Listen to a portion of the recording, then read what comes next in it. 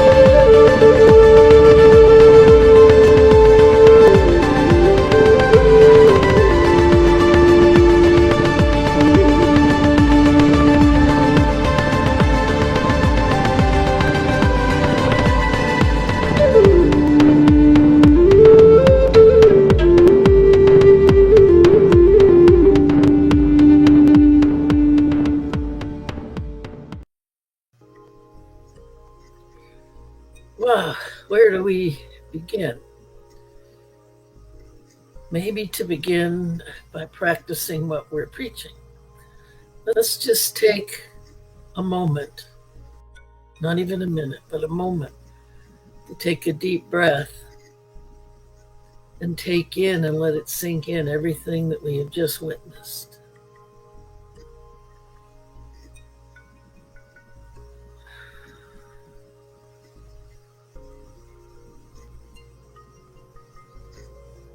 Experience the calmness that comes with a deep breath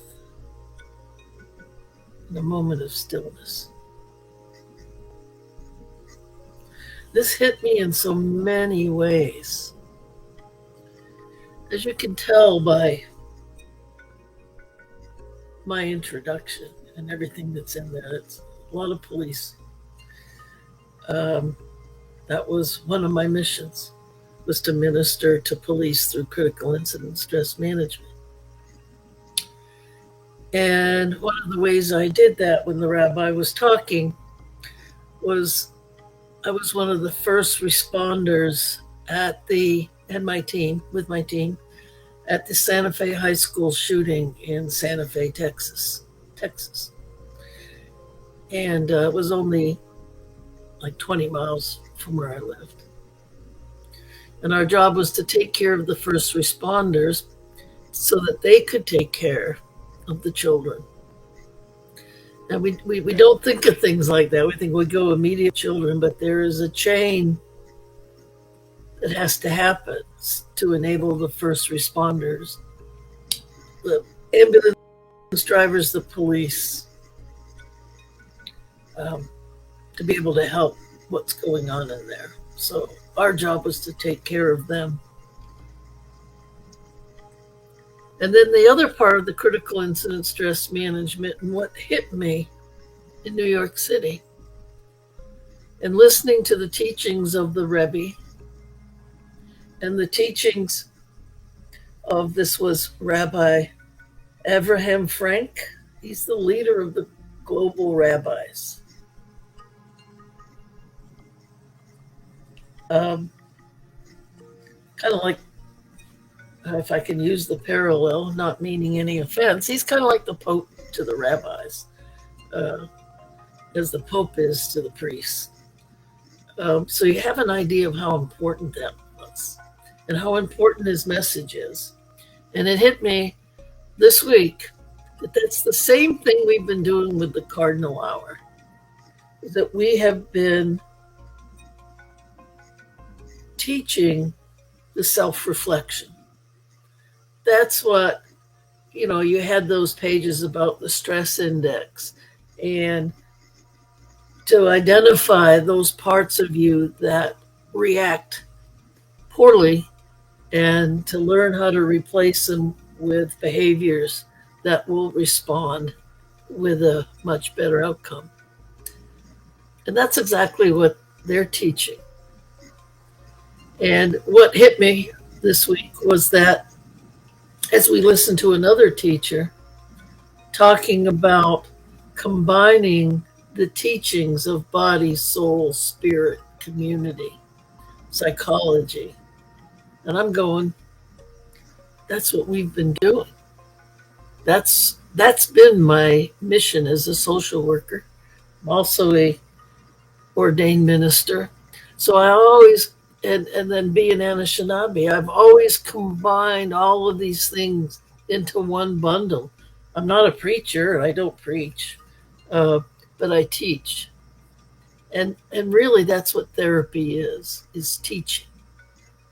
Well, there's nothing to be afraid of. It's teaching how to remove those things that don't help you, to remove the trauma and replace it with something more helpful, to learn how to manage it. And that's what I do as a therapist. But combined with spiritual teachings and Anishinaabe teachings and teachings from other tribes, so that, and then of course the environment counts a lot. How to bring all of that into your wholeness. Remember, one is the highest number. And anytime you neglect one aspect, the whole thing is out of balance. And I think that's what we're trying to do here in this beginning stages with the rabbis.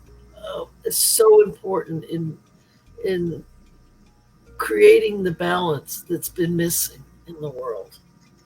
And starting with the children, the 1 hour of, oh, pardon me, maybe it goes to an hour, the 1 minute of silence. I'm going to take that and say, not just the children, but all of us.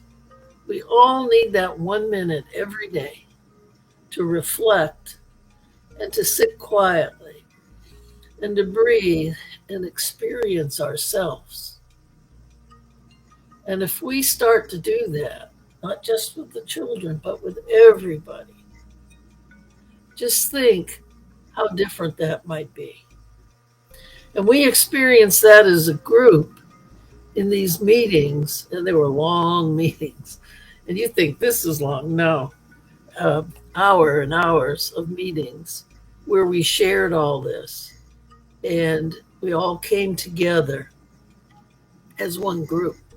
And you might even see the changes between Mitika and Jer and I and Saul and James, because we shared all that together and we have common ground.